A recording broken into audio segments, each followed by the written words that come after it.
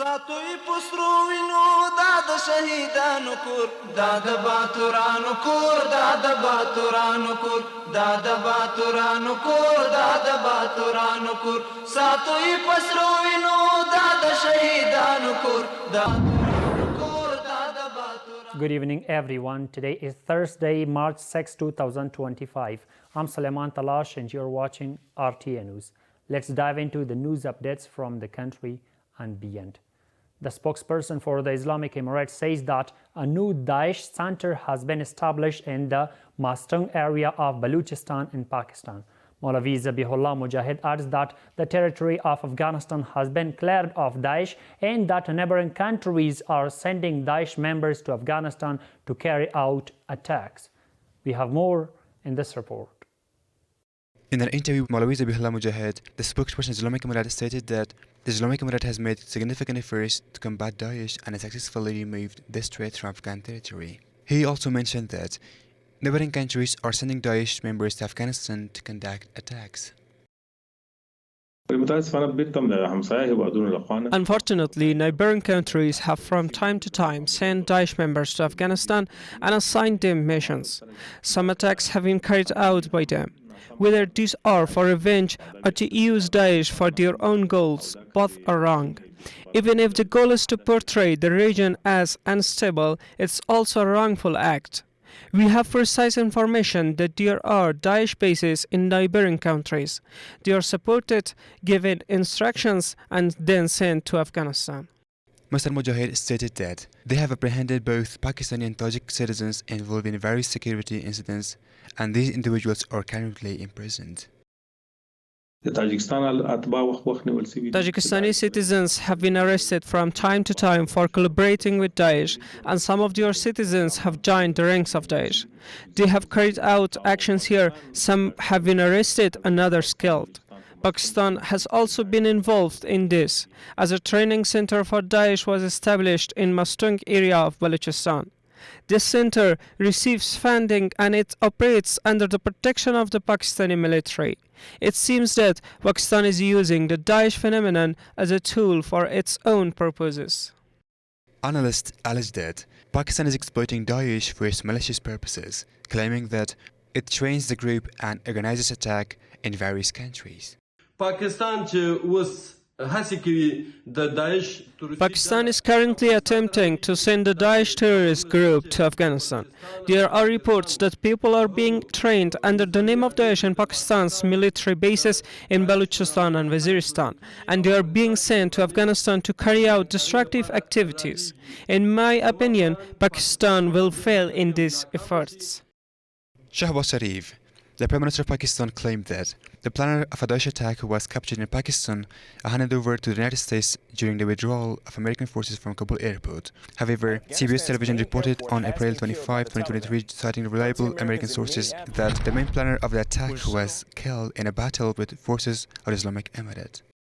Sheikh Shahabuddin Dilawar, the General Director of the Afghan Red Crescent Society, met with Ahmad Suleiman, the head of the International Federation in Afghanistan. During the meeting, Mr. Dilawar expressed his gratitude to the International Federation for its ongoing coordination and support for the Afghan Red Crescent Society. In response, Ahmad Suleiman assured Mr. Dilawar that the organization would continue its humanitarian assistance to the Afghan Red Crescent Society. Sheikh Maulana Nur Ahmad Islamjar, the governor of Herat province, met with officials of the Herat Khawaf Railway Contracting Company. During the meeting, officials of the company said that the first phase of the fourth section of the Herat Khawaf Railway will be completed within the next 6 months. The Ministry of Refugees and Repatriations reports that 6,118 families have returned from neighboring countries in the past 2 months. According to this information, the total number of returning Afghans is 27,240 who have returned from the region and the neighboring countries and received assistance from the Islamic Emirate. We have more in this report. The Ministry of Refugees and Repatriation has announced that 6,118 families have returned from neighboring countries in the last 2 months of 2025. According to the spokesperson for the ministry, approximately 180,000 individuals have returned from foreign countries during this same period. A total of 6,118 families from neighboring countries have returned to their homeland, amounting to 27,400 individuals. Among them, 1,225 families returned from Pakistan, 4,833 families from Iran, and 60 families have returned from Turkey. Afghan refugees in Pakistan are once again urging the Islamic Emirate and the international community to advocate for their rights. Every day, Afghan refugees are being arrested, harassed, and even sent to the prison by the Pakistani police. I should also mention that many of the Afghan refugees detained by the Pakistani police are being sent to prisons because their interests are secured there. There are visa issues, economic problems, and security concerns have also arisen. The government wants Afghans without visas to leave the cities of Islamabad and Rawalpindi and move to other areas, despite the fact that people have been living there for decades. The Embassy of the Islamic Emirate in Islamabad previously announced that it would soon host a trilateral meeting involving the Pakistan government and the United Nations High Commissioner for Refugees. This meeting will focus on the issue of the forced deportation of Afghan refugees in Pakistan. Sheikh Mohammed Qasim Khalid, Nimro's governor, met with the province's security officials to evaluate efforts to prevent human trafficking. During the meeting, the security officials shared updates on their activities and achievements related to combating human trafficking. The governor reviewed the measures implemented in this area and commended the relentless efforts of the security agencies to eliminate human trafficking in the province. He called on the security officials to ensure that no form of trafficking, including human trafficking, occurs in Nimroz province.